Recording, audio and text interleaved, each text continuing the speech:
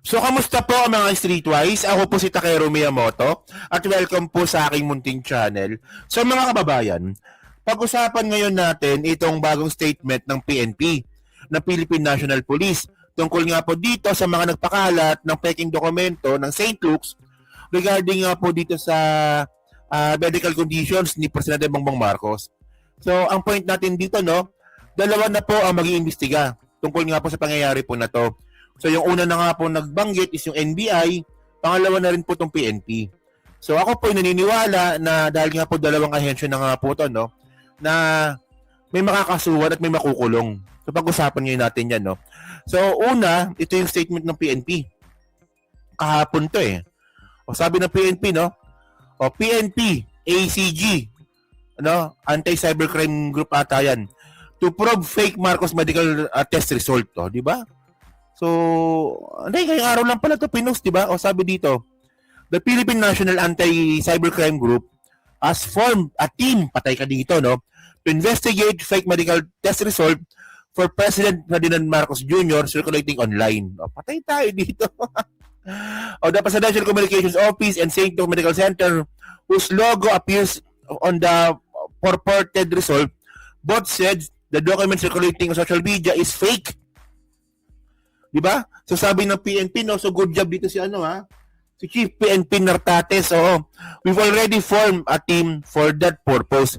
I already assigned them to collaborate and cooperate with other agencies responsible for this investigation. No?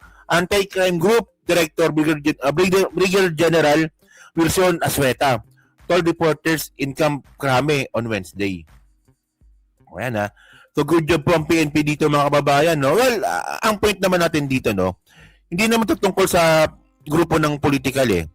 Kasi ako naniniwala naman talaga ako, no, na sa pamumuno nga po ni Chief PNP Nartates, kahit po na vlogger na pabor sa presidente, pag nag-fake news po yan at naging national issues yan, threat sa national issues, is gagawin din po nila na paraan yan. Yun nga lang mga kababayan, ang nag-fake news po ngayon, DDS. Oh. Kasi yung point ko, no, ako naniniwala po ako, mapa-DDS man yan, Marcos supporter man yan, makamping man yan, basta nag-fake news at naging national threat ito sa Pilipinas, magawa na parang ng PNP yan. Ang problema nila ngayon, DDS po talaga yung gumawa ngayon. So, una na nga po dito si Bobby Tiglao, yung napakalat ng fake document, no, si Bobby Tiglao, si Jason Sa, at saka itong si Bingot, si Jack Argota, no? So, continue natin. So, sabi pa dito, okay, so, ito NBI naman to, no? Alleged fake medical result of PBBM now under NBI investigation. Oh. So, baka sabihin nyo naman, di ba, na Takero, puro namang investigation yan, wala namang nahuhuli, wala namang napapakulong. Actually, huwag po kayong mag-alala kasi po, base po sa history natin, no, sa PBBM admin, ito yun nyo to, NBI arrest uploader of the image of President with headshot caption in Pagadian City. Oh. Naalala nyo yung Mike Romero na nag-post ng headshot kay PBBM? Oh, yun po, nahuli po yun. Oo, nahuli yun. Oh, so, ito yun eh. Umiiyak pa nga to eh, no? Putang nun to eh, no? Pagkatapos mo gumawa ng ng pagbabanta sa presidente, iyak-iyak ka ngayon. So ito yung video nung na-arresto siya, oh. Panoorin nyo.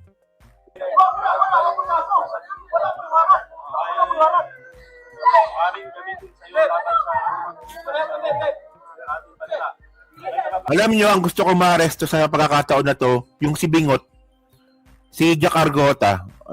Gusto kong maano yan eh. Gusto kong ma-arresto talaga yan. Ang bobo talaga nun, sa totoo lang. Ayun ang mahirap eh, no? Lahat na lang nakapangitan, sinalunya na. Bobo na. Fake news pa. Pangit pa. Tapos may kapansanan pa, di ba? Ano ka ba dito? Tapos kapag sinita mo, inaaway mo kaming mga BMWD. Oo. Bigla siyang tatalikod, no? Bigla siyang magtatago sa pagiging PWD niya. May nabuli ni Ami. Huwag mo akong binabastos. In the first place, siya naman yung bastos. Di ba? Wala. Hindi mo kaya kuha ng abogado. Beb! Pareho po ni Sir Rowel. Parang may balaskop. Tandang kumuha. Ikuhan ko nila dire. Yung tukso. Wala kong kaso. Wala Ay bibigyan ka ng ating I-invite na ko. I-invite. Ito yung post niya, yun yung post niya eh. Yung headshot, di ba naalala niyo yan? So, naresto po ng ano yan, ng otoridad natin. Araw na nakalagay doon, galing doon sa sa ward na Bugo, yung Bugo City. Sa amin kasi Bisaya kasi kami. Sa Bisaya kasi yung Bugo, pag sa Tagalog Bobo sa Tagalog. I'm questioning only the job as Shut up. Hindi, pero bukod dyan, no? Okay na, wala nang kwentang tao yan. Hindi na relevant yan, no? So ngayon, bukod nga po dyan kay pangalan nito? Kay Mike Romero, may naresto pang isa yan eh. Actually, marami na po naresto ng mga fake news. O ting isa, oo. Yung tinatampered, yung mga news article. Ito. DDS yung fake news vlogger arrested in Cebu. Babae ito eh. Ito yung may-ari ng ng sari-sari store. Oo. Fake news talaga, tinan ninyo ha. News article po ng GMA News, news article po ng ABS-CBN, pinipeke.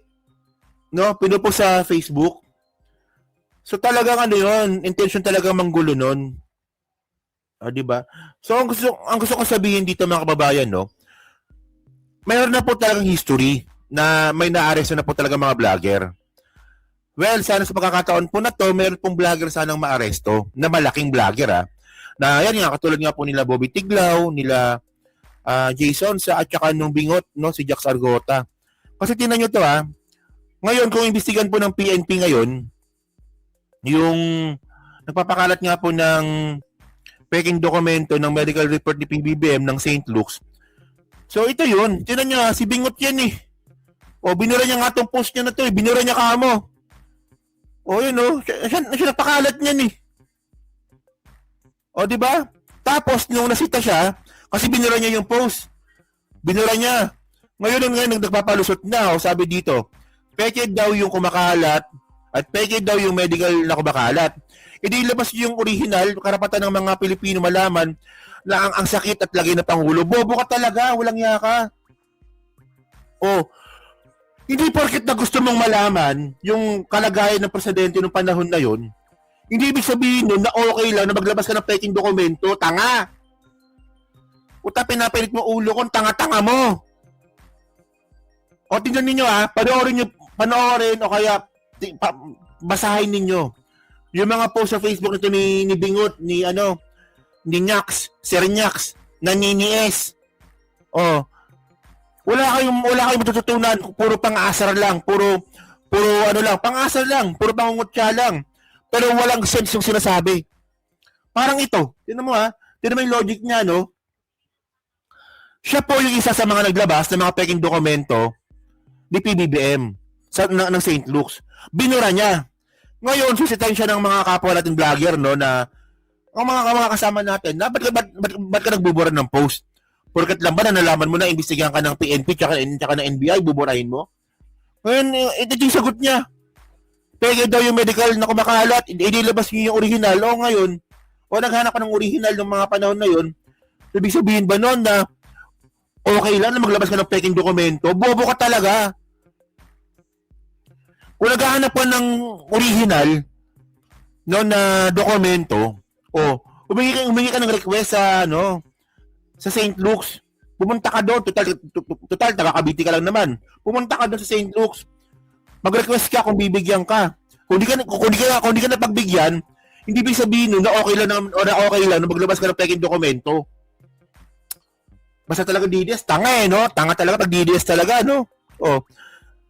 Bukod dyan, ito pa, no? Nung si PRRD nagkasakit, pinagkalat ng mga kakamping medical record niya na malubha daw. Pero hindi iyakin si PRRD, hinayaan niya. Anong pinagkalat na kakamping? Sige, sabihin mo nga sa akin. Di ba? Nung nakasakit si si Duterte noon. Siyempre, may mga usap-usapan na malubha na yan. Malubha na yan, Pero, walang naglabas ng peking dokumento. Tanga! Ang tanga-tanga mo! Di ba? Okay lang yan. So, kung nara si PBBM nagkasakit, okay lang yan. Sabihin niya, ay, malala na si BBM, mamamatay na yan. O, kahit na masakit pakinggan, kahit masakit na mabasa yun, ayun ang gusto mo mangyari eh. Wala kaming magagawa doon. Pero magkakalat ka ng peking dokumento, puta, kaso talaga yun. Falsification of private document po tawag doon. Tapos, sa Facebook mo pinost, so ano yun? Cybercrime yun. Hindi mo alam yun? Pinagbabalag ka ng Banateros, hindi mo alam yun? Wala naturo sa'yo nun? Bobo ka talaga. Oh, nung si PRRD, no, nung nagkasakit, ito pagkakaalala ko, no? O sabi ng mga kritiko ni Duterte nun, ay wala na yan, malapit na mamatay yan. Ay wala na, ulyanin na yan, si Bongo talaga nang nagpapatakbo ng Pilipinas. Ganon, di ba? O alam ko yun, nakita ko yun. Pero wala po akong nakitang peking dokumento. Wala akong nakitang peking medical document na nagsasabi na si PRRD mamamatay na. Kayo ibang level kayo no? Ikaw pa talaga gumawa niyan. Ako naniniwala ako na may kinalaman ka diyan kasi isa ka sa nagpakalat eh. 'Di ba? So sana mga kababayan nang makita po natin na magkaroon nga po ng mugshot itong si Bingot.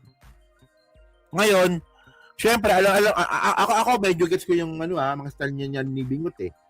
Pag yan si Bingot, pag yan napipikon, bakit mo kami naaway PWD ako? O, kita mo? Siya magpo-provoke pag pinatulan, magtatago po siya sa kalagayan niya bilang PWD. Gago to. Hindi, actually mga kababayan, ako PWD din ako pero pag ako nakipag-away, hindi ko sabihin niya, no, PWD ako, niyo ko awayan. Wala. Ang inan to. Bobo talaga.